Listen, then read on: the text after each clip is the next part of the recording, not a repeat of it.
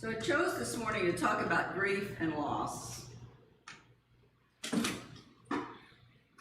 We've certainly had a lot of it, haven't we, in the last 2 years, in many different ways. And part of what I chose to talk about this morning is that all week long I've heard on television how hate has become the way of America right now. And the truth is that when we are in grief, one of the things that we have to go through is anger. You know, there's the 5 stages of grief, and one of those 5 stages is anger. And what we're experiencing, I believe, in America right now is we're grieving, but we're not people who like to admit we grieve. We've always been told, you know, grieve for 3 days and then go back to work, right? That's not how it works. I want to start this morning with a story about a gentleman who lived in the 1800s. His name was Horatio Spafford. He was a very successful Chicago lawyer. He wrote a song that is familiar to all of us called "It Is Well With My Soul."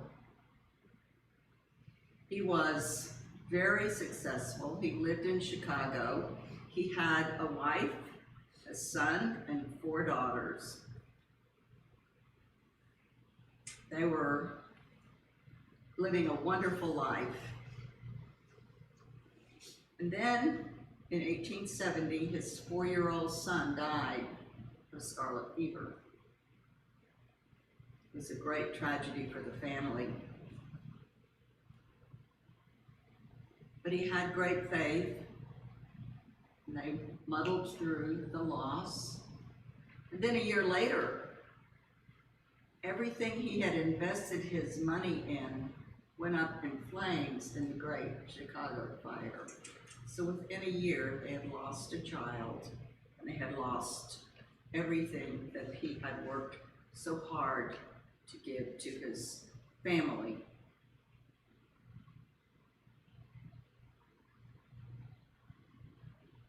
He felt like they needed to get away, to have a sabbatical, and try to go and spend some time in Europe and get past their grief and the shock of all their losses. And so he and his wife and his 4 daughters traveled from Chicago to New York and got on a ship called the Via de Havre. And they were going to go across to England. Well, just before the ship was to sail, Horatio got a message from his work that he had to come back to Chicago. So he didn't want to spoil a trip for his family, so he put them on the ship and he went back to Chicago to take care of the business. So Anna and the 4 daughters sailed on to Europe ahead of him. And 9 days later, Horatio got a telegram from his wife, and all it said was, "Saved alone."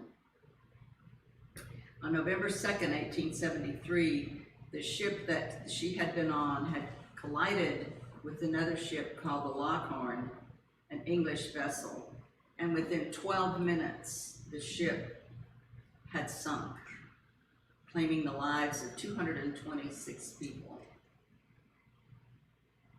She remembered standing on the deck with her children around her, hoping to be rescued. And she said the last thing she could remember was having those children torn from her arms. When she awoke, she figured out that she had survived because for some reason when she hit the water, there was a plank there and she'd fallen onto the plank in the water. And she was saved, but her children were not.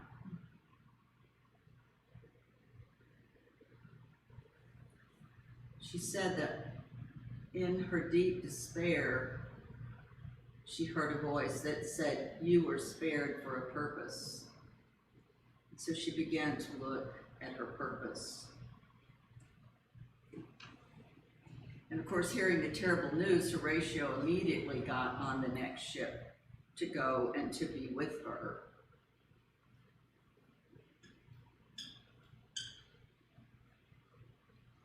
While he was traveling on the ship over to meet his wife, the captain of that ship that he was on took him up to where where the captain stands, and showed him where the water was, about the location of where the ship had gone down and where his children were. He said it was 3 miles deep at that particular part of the ocean. And so he went back to his room and he wrote a song called "It Is Well With My Soul," trying his best to keep the faith that he had been taught to have, and try to stay together with all of the losses that he had, and try to be there for his wife.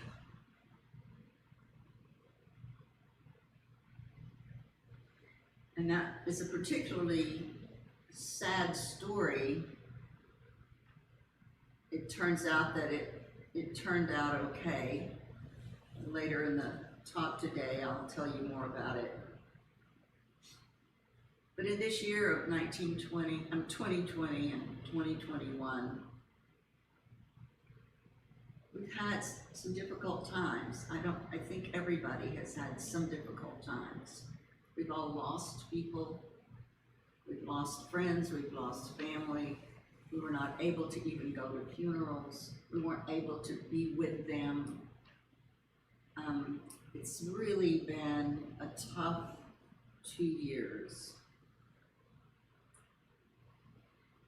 We've been isolated in our homes. We've been isolated from our jobs. I know wherever you're from, you probably came from from having lockdowns in your home. These are not the things that human beings thrive on.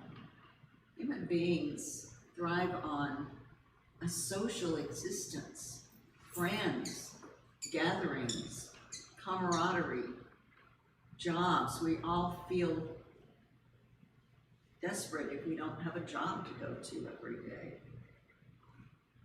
So we've had a lot of disappointments and a lot of grief, every one of us, in the last almost 2 years now. And it's taken its toll. And as I'm listening to the television this week about all the anger, our anger's misplaced, because the truth is that our anger in this country, we've turned it into hate and blame about other people somehow being responsible. But the truth is, it's just that stage of grief that we all go through. The stages of grief are denial, and where there's shock and denial and anger and just being numb. And then we have finally, at some point, acceptance. But anger is one of the stages that we go through when we're grieving. And I really think that's what's happening in our country right now. But because we're the kind of people that don't like to admit that we are grieving, not acceptable in our society in most places, we turn it to anger. We've had to change the way we live in the last 2 years, and it has been changes that we don't really like. It's not who we humans are created to be. We love our socializing and our camaraderie with our friends. We love the work we do. We love the games we play. And I know some of my friends played mahjong and bridge and other things, and they had to just shut all that down. So we became a civilization in this country of isolation, and human beings do not take isolation well. This is not who we are. We learn to conduct business by Zoom. We found out Zoom will work. It's better than nothing. But everybody I talk to says they don't like it. They want to be in the room with the people that they're interacting with. And so we've all had to change the way we interact with one another and the way we live our lives on a daily basis. And truly, we are grieving that. That is grief. Anything we have that's a loss, when you have a loss, you grieve the loss. The loss of something that's valuable to you. All of the things of how we live that I'm just talking about now, those are all valuable to us.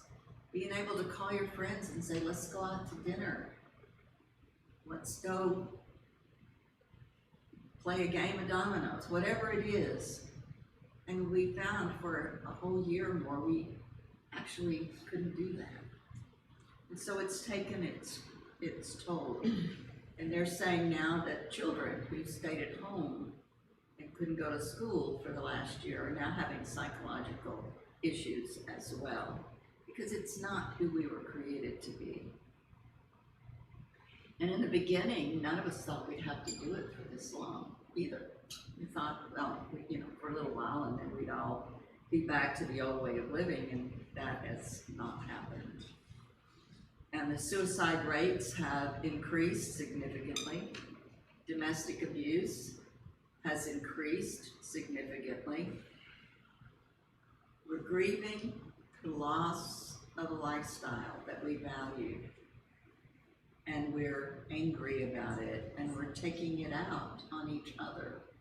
We have to look at that.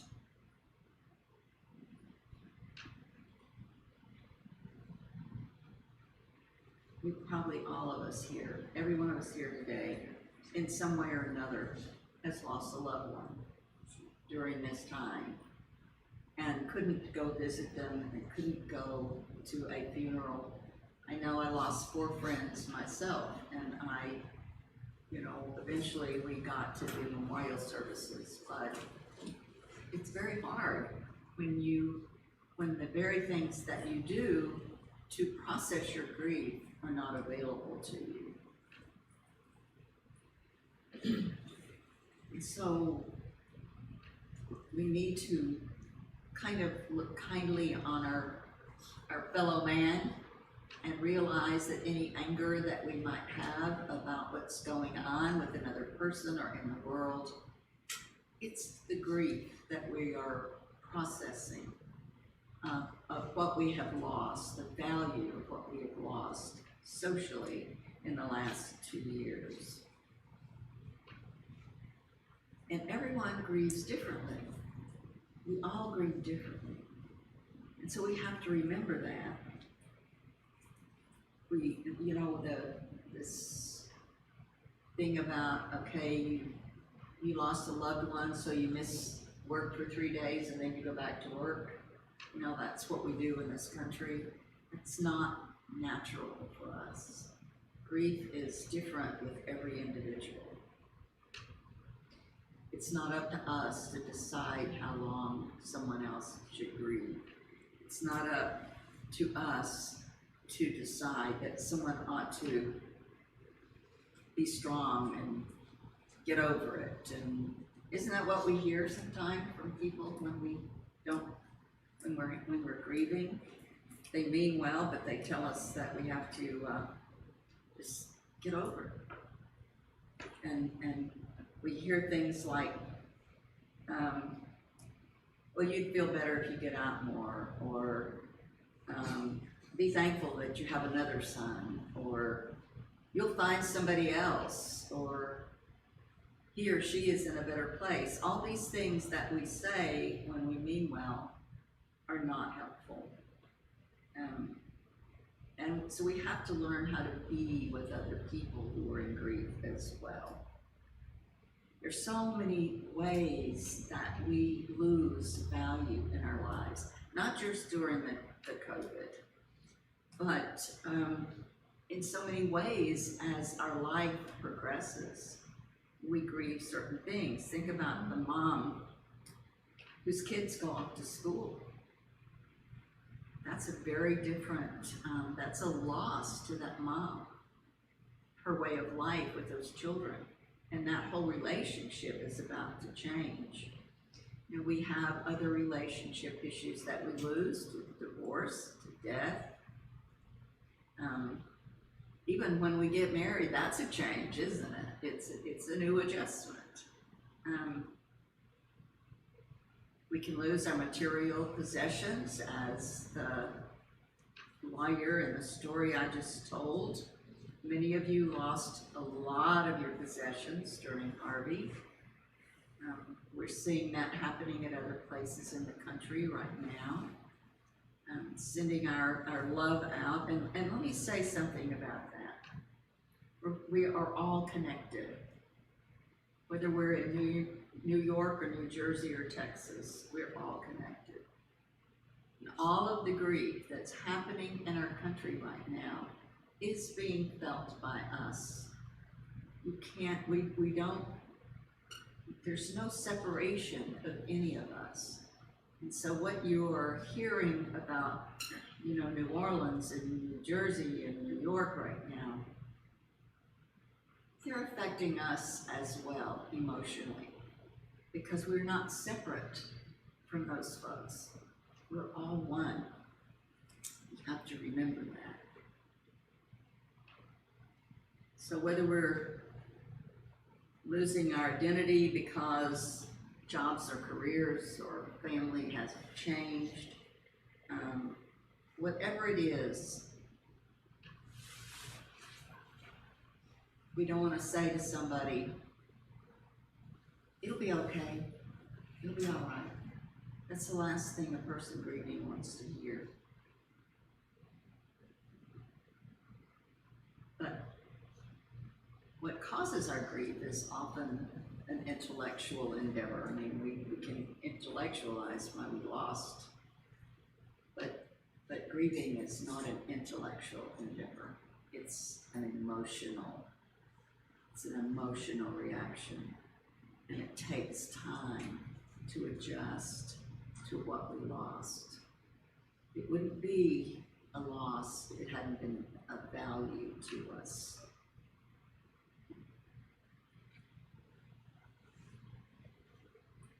One thing I tell people is, if you are with somebody that's grieving, the best thing you can do is listen. You don't have to give advice. You just sit with them and listen and let them talk. They don't need to be fixed. They need to be heard. And something else I would recommend too is, someone is hurting and crying, don't touch them. You intervene in their grief when you touch them. Just be with them. Just be there and listen. But remember that a lot of what we try to do to make them feel better are the very things that interrupt their process, and that's not what we want to do.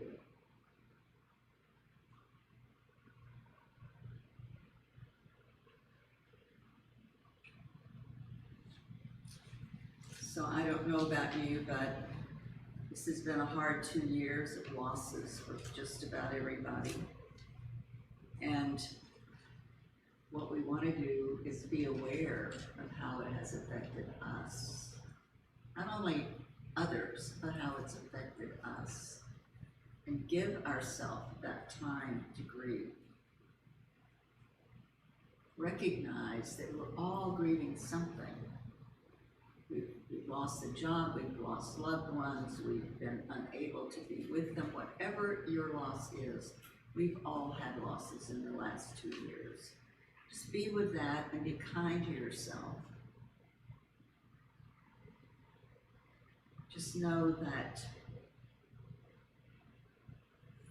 there are things that we can do to help ourselves move through it. And the first thing we can do is just acknowledge that we're grieving. Just acknowledge that this that's going on right now is a grief of a loss of what we valued 2 years ago, what we valued our whole lives, and probably took for granted for many years, that now it's lost. And we have to be sensitive to the fact that this is true for everybody. So how do we muddle through this? Because I've had to muddle through it myself. And one thing we can do, even when we're in isolation, even when we can't work or when we're in lockdown or whatever is going on, as we move through this process, is we have to remember to reach out to others, reach out to, by phone or by sending a note or just being in touch with those who are having their losses, and what you're doing as you reach out for them is also helping you. Find a way to bring laughter into your life. That always kind of helps us too. I know when I was sitting in isolation and I couldn't come up here to the church, and I had to talk to an empty room on Friday, and it went on for 10 months, and it was really hard, and most of my time I was in quarantine at home, and I would do things like watch the precious funny little kids on YouTube. If you ever watch those little kids on YouTube, they're hysterical. If you get a chance, go on YouTube and look at this little girl named Mila, M-I-L-A. She's about 3.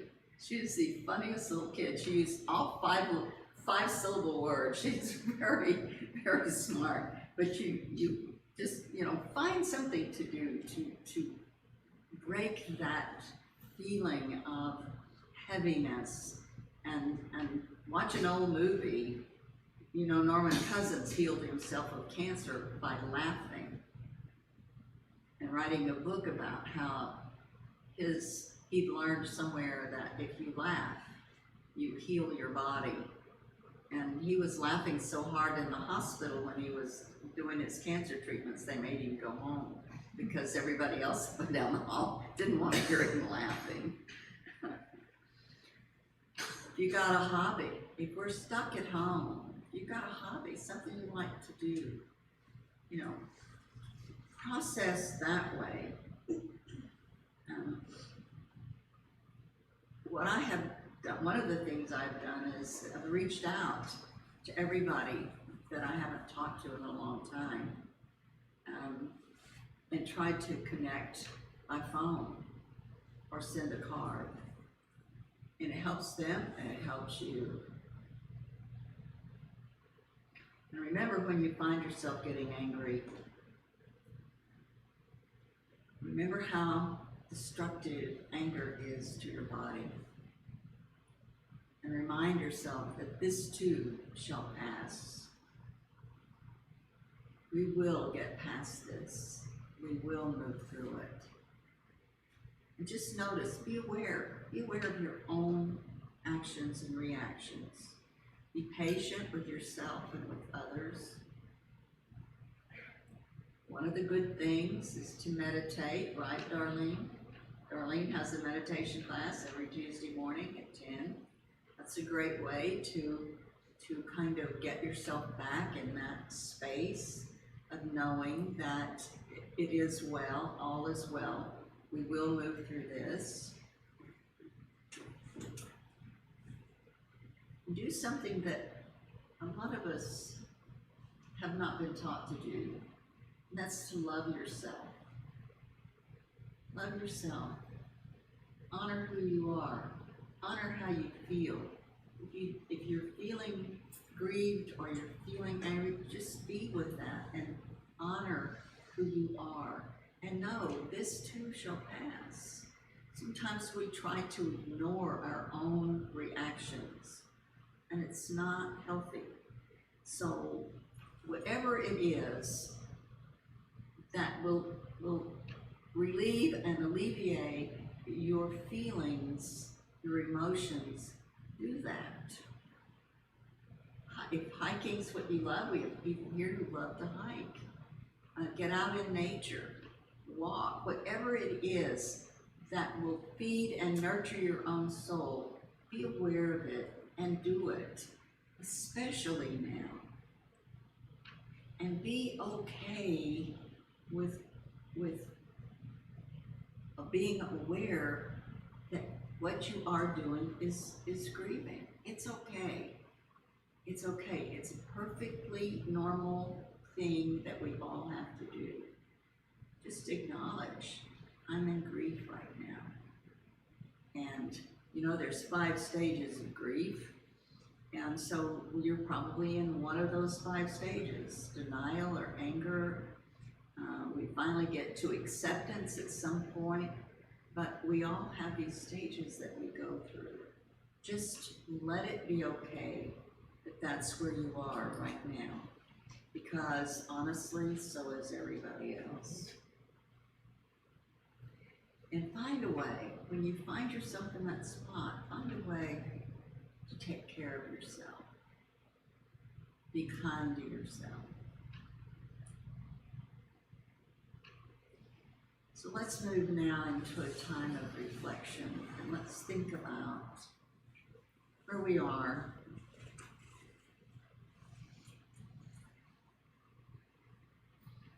where the places in your life where perhaps you find yourself in anger or grief or wanting to isolate. Just know that it's perfectly normal. These are reactions that we all have from time to time.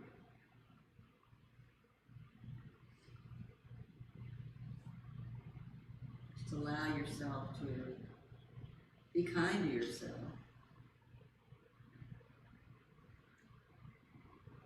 And look for the ways that you can relieve the pain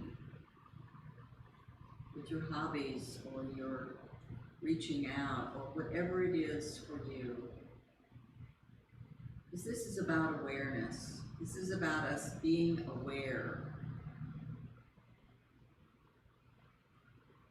of how this last 2 years has affected every single person.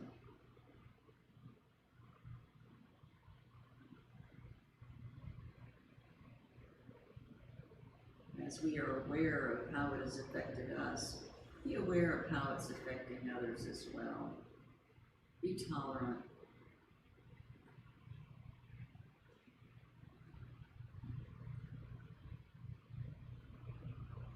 Know that it's normal to find a way to take care of yourself.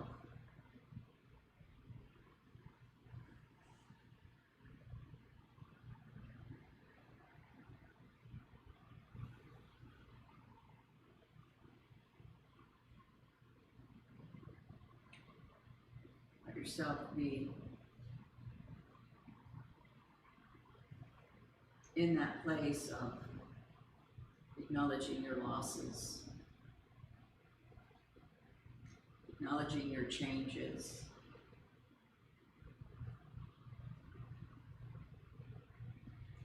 knowing that you are not alone. Everyone is feeling it in their own particular way, in their own way that it affects them. And just be with that. Allow yourself to be in an awareness that this is who we are as humans.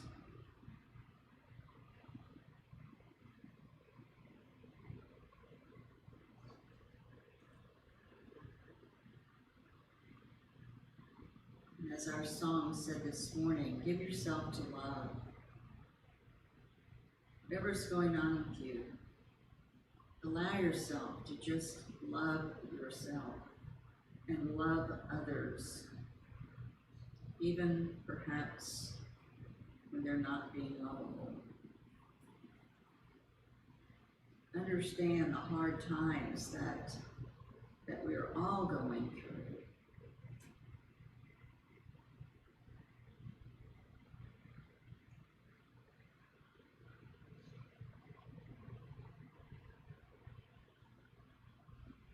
Part of the reason for meditation is to be able to be aware, to be mindful. What is going on with me right now, in this moment?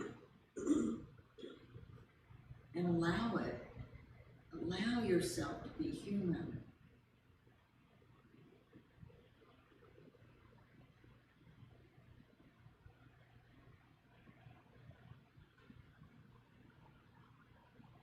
Find that place in you that you can be kind to yourself and kind to others. Tolerant.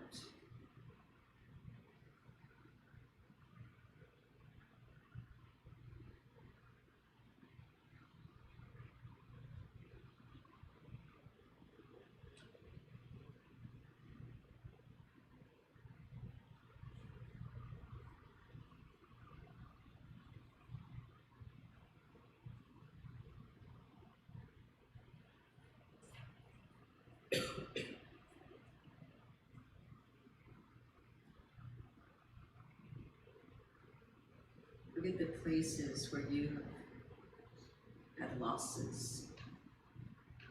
What you have valued has been lost. And allow yourself to be with that pain. Allow yourself to be with that grief.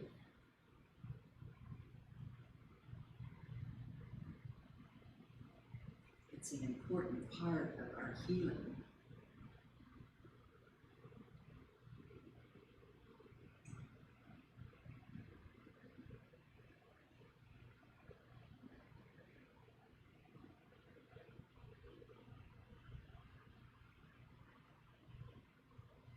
As we move through this meditation,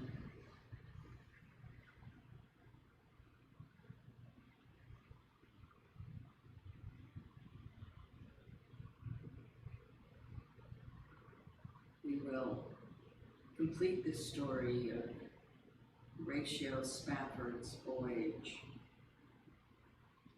the writing of his song,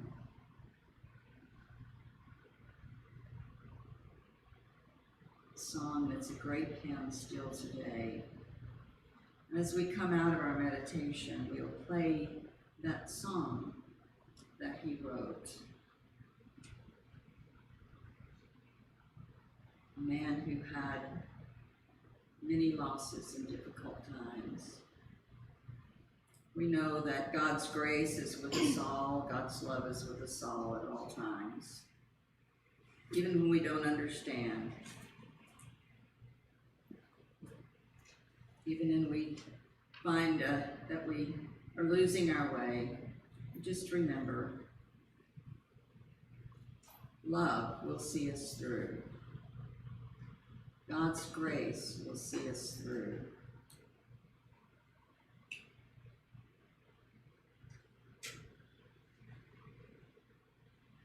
And so as we end this time, we bless one another, we bless this day, we bless all of those who are going through such trials and tribulations right now. And we send out our love.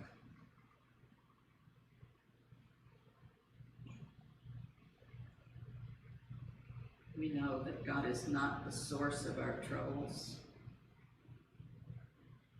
God is love, and love is God.